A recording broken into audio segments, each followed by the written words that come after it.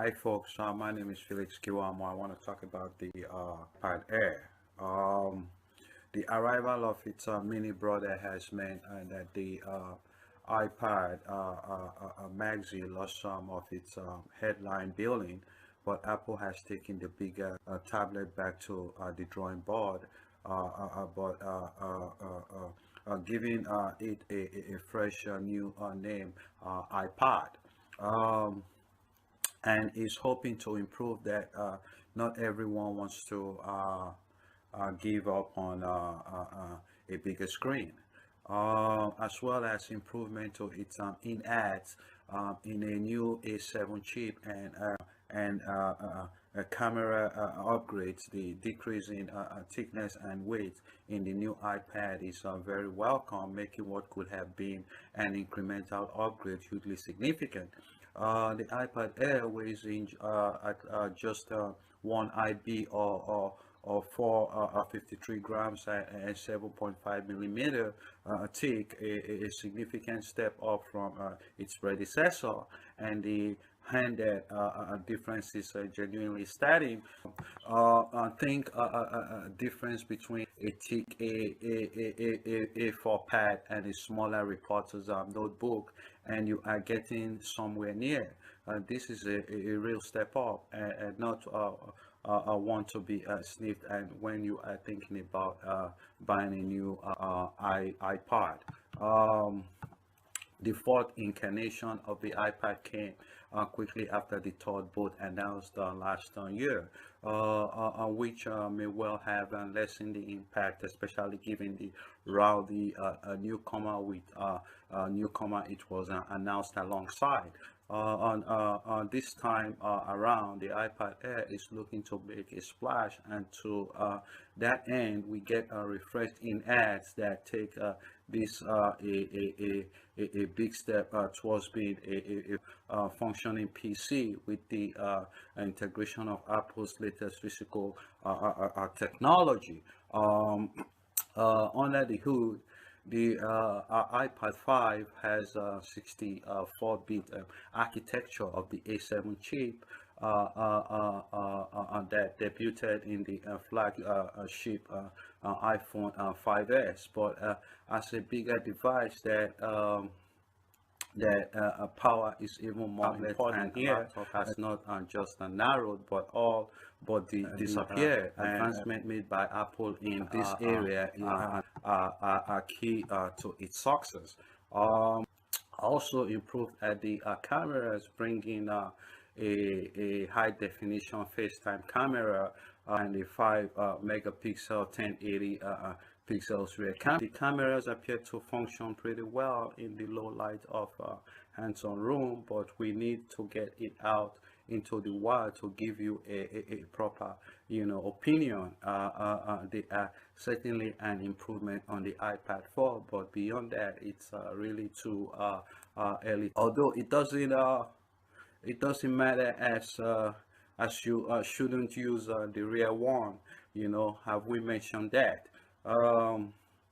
Sometimes in the wash of new technology, it's easy to forget what the iPad already brings to brings on. So it's important to note that the arrival of the iOS 7 just a few weeks ago have made to the iPad universe already, bringing a welcome more modern and fresh design. Is still present and correct, as you would expect from a tablet, central to everything that is great about the iPad. The display is crisp and colorful, meaning that photographs are vibrant and sharp. Web surfing is clear and easy, and watching film is, a joy. There's no Touch ID, which is a surprise, given that it's quickly become a nice and feature of the iPhone 5S, and the A7 chip can handle it, but it's not by any means critical, and we will merely take the reduction in size and weight. As you would expect with this level of power, the apps run superbly, and we were flicking in and out of things like the App Store and iWorks apps without any sign of slowdown or hesitance. For many, 64-bit architecture on an iPhone was unnecessary, but when it comes to the iPad, the camera features of iPad aren't available for the iPad Air. Despite running the same processor and presumably the same amount of RAM. This means that even with the 64-bit chip, there's no 8 megapixel sensor with the decent DAC scene reproduction or the ability to make slow motion videos. Staunch advocates of there being no rear cameras on tablets at all, buy a phone or an actual camera if you are that bothered, and keep the front facing option for video chatting, but it still will annoy those that like having such a function that the obvious power isn't being tapped into. It's a case to be made for the physically larger sensor. The device improve fundamental level. The biggest criticism you could level at the iPad 4 was its size and weight, and the Air's biggest difference is that it's simply more of a pleasure to hold.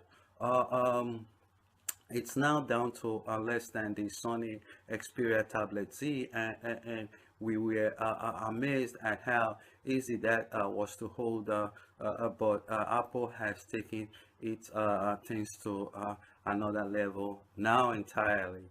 And the in-ads and the other improvements are nice, incremental of cost, but all make for a fine device.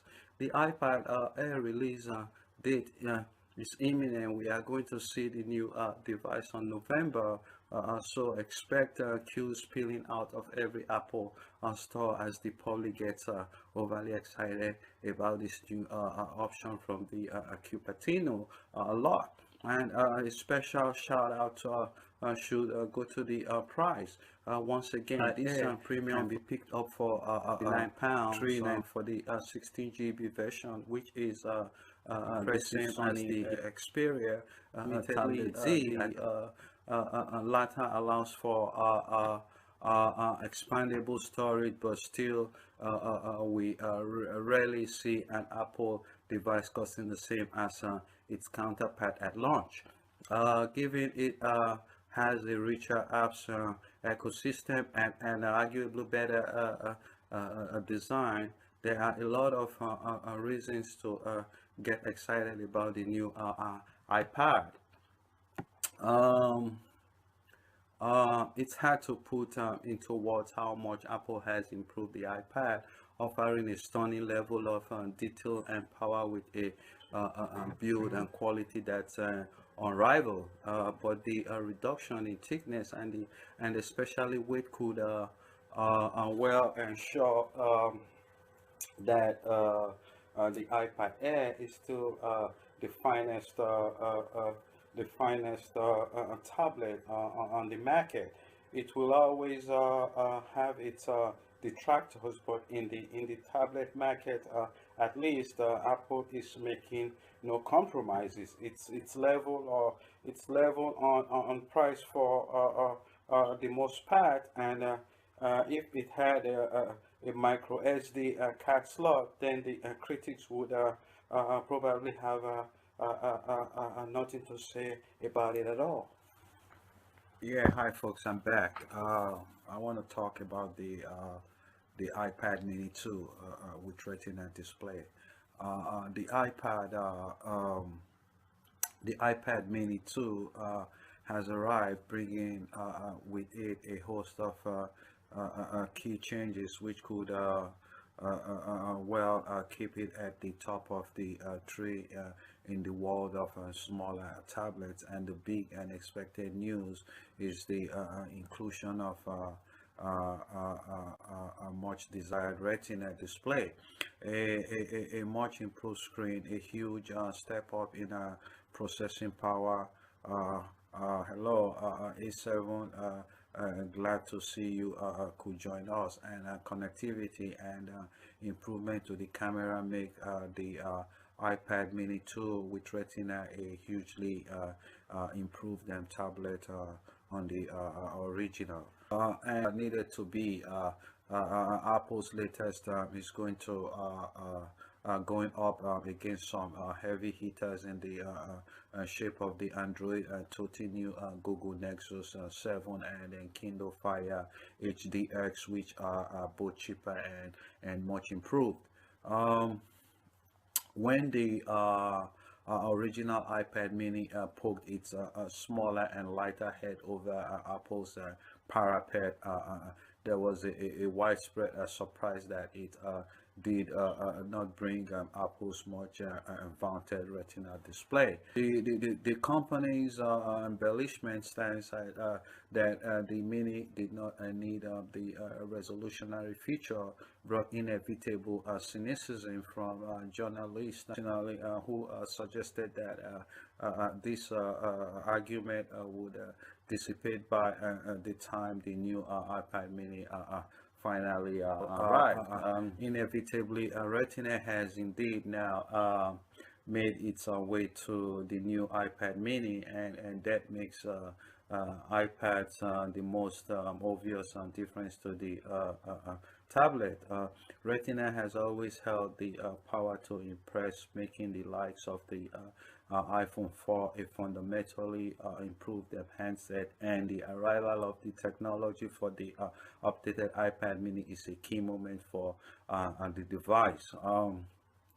For photographers, like their display as possible, the arrival of Retina is hugely important. We already love the iPad Mini, but it always seemed like it was in a holding a pattern waiting for a better screen. And behold, the new iPad Mini has become a truly beautiful device, still portable, still well proportioned, but now boasting a screen that is fantastic, and it genuinely is a fundamental change for this device.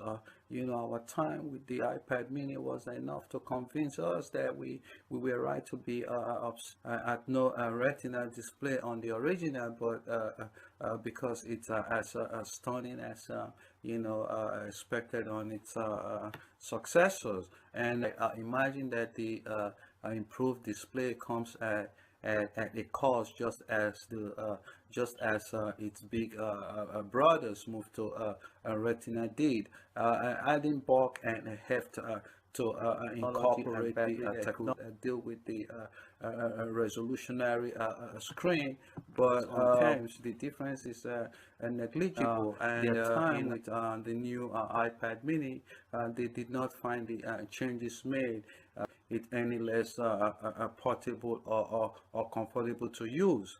It's also important to note that a fantastic high-resolution screen is no longer the domain of just Apple. The Android 13 Nexus 7 2013, for instance, has won huge praise for its 1920 by 1200 screen with a staggering 323 pixels per inch. So the iPad Mini to see an improvement in this. Apple has improved camera. There weren't a lot of difference up with the iPad Mini 2 with a 5 megapixel eyesight camera and a back features once again. For the larger iPad, the use of the camera is pretty divisive, and we have to confess we are not the biggest fans of using a big tablet to capture moments, despite it becoming a common sight. The new Apple Mini, this is obviously less an issue, although many will feel self-conscious at using a tablet as a primary camera. And the photos that we took in our time with the iPad Mini were obviously in less than ideal condition, and yet we're still pretty good. This isn't going to be, nor should it replace your primary camera, but for everyday quick snaps. It's a step up from the original iPad mini, and perfectly acceptable. In my full review, I will be able to do better test in a mix of conditions, but it's certainly an improvement. While Apple hasn't fundamentally changed the design here, it's still a decent enough snapper, and if you are so inclined to take pictures with a tablet, faster, better. Um, the addition of the improved screen obviously makes the better camera much more satisfying, mainly because you can really see the quality or not of your efforts. The arrival of the A7 for the iPad mini was always likely, and it should be made clear that the latest Apple chips appearance version of a smaller slate is a massive step up, as well as helping make that screen all the better. The original iPad mini came with the A5 chip and 12 MB RAM found in the iPad 2, which was effectively scaled down to become the new form factor. So it was always likely that Apple would seek to update its little slate to a level where it can, compete with its peers. The jump to an A7 chip makes the Mini a seriously powerful device, a tablet that packs a real punch under its sleek hood, bringing 64-bit architecture, and taking the iPad a step closer to the power of a laptop. In real terms, the faster processor will make a bigger difference to the performance and battery life, and for people upgrading from original, it should be an immediate and visible boost to the way in which the Mini handles.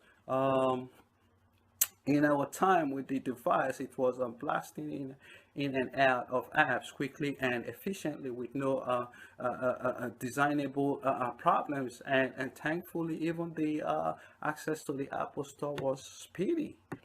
The original iPad mini blew us away, but we are also clear on the improvement we wanted to see, and Apple has taken steps to make the iPad mini 2 with Retina even more attractive and faster, prettier, and more feature. The new iPad mini is everything we hoped it would be. Although there was nothing that we didn't expect, it should be noted that this is a tablet that ticks every box. Prices are higher again, as Apple, like Amazon and Google, looks to step away from the resulting margins of last year's budget tablet. But on our early look alone, we think Apple has once again eased ahead in the mid-size and slate space.